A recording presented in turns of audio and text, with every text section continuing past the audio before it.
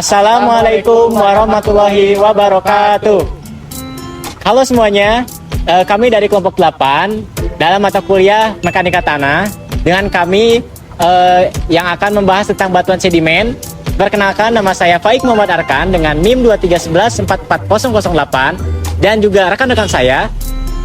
Perkenalkan, nama saya Muhammad Zaki Fauzan dengan NIM 231144017.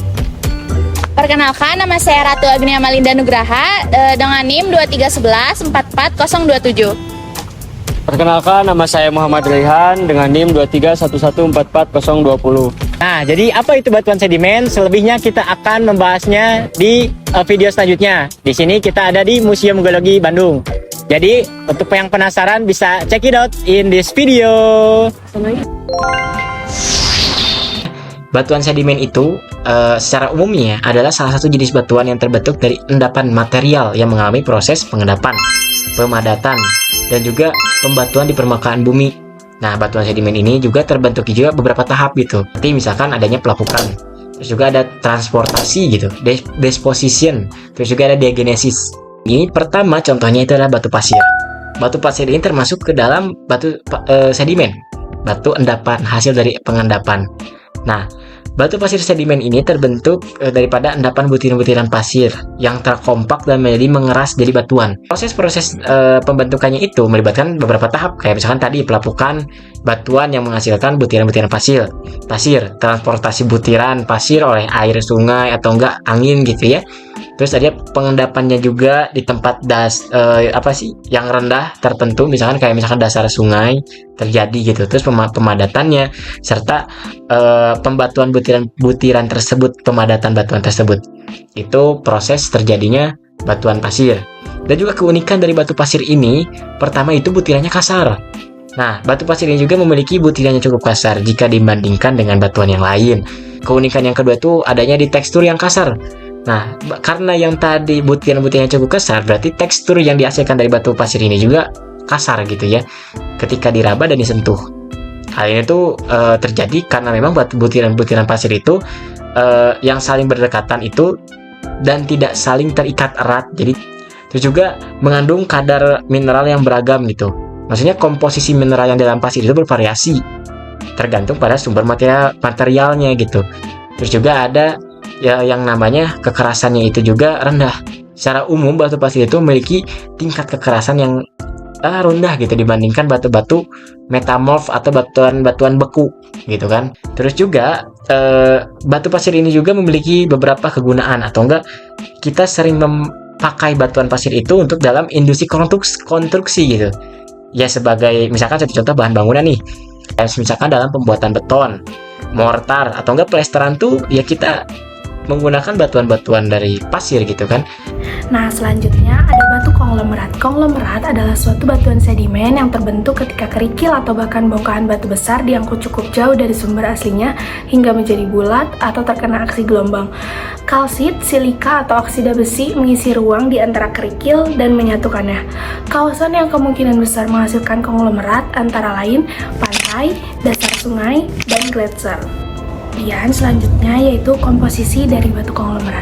Komposisi dari batu konglomerat sebagian besar spesimennya mengandung partikel mineral seperti kuarsa, feldspar, atau fragmen batuan sedimen beku atau metamorf lainnya.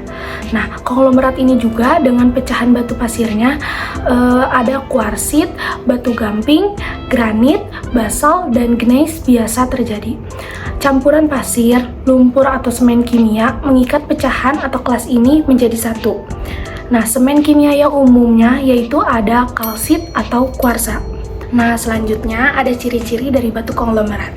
Batu konglomerat ini memiliki warna coklat kecoklat-coklatan dan dapat disimpan di lingkungan sedimen yang berbeda. Kemudian, sifat dan komposisi dari batuan ini yaitu sangat bervariasi dari satu lingkungan ke lingkungan yang lainnya. Nah, kemudian tekstur dari batu konglomerat ini mempunyai butirannya yang kasar dan ukuran kelasnya berkisar lebih dari 2 mm. Nah, batu konglomerat ini juga mempunyai fungsi dan kegunaannya. Jika batu konglomerat memiliki matriks yang lunak, maka batu konglomerat dapat dihancurkan untuk digunakan sebagai bahan pengisi dalam konstruksi dan industri, kemudian dalam transportasi juga. Kemudian, jika konglomerat ini memiliki tekstur yang keras, dapat dipotong dan dioles atau dipoles untuk membuat batu dimensi agar dinding dan lantai terlihat lebih menarik. Di sini saya akan menjelaskan mengenai batu gipsum. Nah, jadi sejarah awal terjadinya batu gipsum adalah batu gipsum itu adalah salah satu mineral yang proses terbentuknya akibat dari proses penguapan, yang dimana proses terbentuknya ini terjadi karena pengendapan dari air laut ataupun danau yang kaya akan garam. Nah, itu sejarah singkat terjadinya gipsum. Lalu, gipsum juga memiliki sifat-sifat. Secara petrologi, gipsum yang dijumpai di lapangan biasanya berwarna putih atau kadang transparan. Lalu selain itu, gipsum juga memiliki sifat diamagnetik. Nah, selain sifat-sifatnya, gipsum juga memiliki karakteristik ataupun keunikan.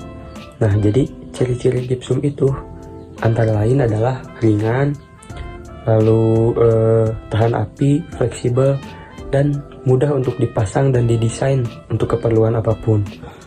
Nah, selain itu, gipsum juga memiliki kegunaan. Jadi gipsum memiliki dua kegunaan. Yang pertama, yang sebelum diproses kalsinasi, yang kedua sesudah diproses kalsinasi. Nah, jadi kegunaan gipsum ini, yang pertama, yang belum mengalami kalsinasi dipergunakan dalam pembuatan semen Portland ataupun pupuk yang biasa kita temui seperti semen Portland. Nah, kemudian yang kedua, kegunaan batu gipsum ini yang telah diproses kalsinasi. Nah, yang telah diproses kalsinasi ini sebagian besar digunakan sebagai bahan bangunan, plester Paris, bahan dasar untuk pembuatan kapur, bedak untuk cetakan alat keramik, ataupun untuk membuat gigi palsu. Berikutnya yaitu batu gamping. Batu gamping adalah batuan sedimen yang sebagian besar disusun oleh kalsium karbonat yang berasal dari sisa-sisa organisme laut seperti kerang, sebut laut, dan koral yang sudah mati. Oleh karena itu, batu gamping termasuk batuan sedimen karbonat. Nah, proses terbentuknya batu gamping terjadi pada dua lingkungan, yaitu yang pertama pada lingkungan laut. Jadi pada laut yang tenang dan jernih, lokasi ini merupakan lokasi yang ideal bagi organisme pembentuk cangkang kalsium karbonat. Nah, ketika organisme tersebut mati, akan menumpuk membentuk sedimen yang selanjutnya akan terlitifikasi menjadi batu gamping. Lalu yang kedua yaitu lingkungan evaporasi atau penguapan. Contoh batu gamping pada lingkungan evaporasi adalah stalaktit dan stalagmit. Batu gamping stalaktit terbentuk di langit-langit goa akibat pengumpulan es kalsium karbonat. Sedangkan batu gamping stalagmit terbentuk di lantai goa akibat air yang dilarutkan bersama dengan mineral kalsium karbonat. Nah, batu gamping sendiri memiliki sifat yang kuat dan padat, sehingga memungkinkan batu gamping menjadi kokoh. Membuatnya sering digunakan untuk bahan baku pembuatan semen, juga dalam pembuatan jalan raya. Nah, kebanyakan batu gamping memiliki tekstur granular, yaitu ukuran butir penyusunannya berkisar dari 0,001 mm hingga partikel yang terlihat. Nah, keunikan dari batu gamping ini yaitu sering dijumpai fosil sisa cangkang organisme di dalam batu tersebut. Nah, jadi guys, tadi kita sudah menjelaskan mengenai batuan-batuan sedimen. Nah, semoga dari video penjelasan kami tentang batuan-batuan sedimen dapat dimengerti dan mudah dipahami. Jadi, cukup sekian dari kami semua. Kami dari kelompok 8. Wassalamualaikum warahmatullahi wabarakatuh. Dadah.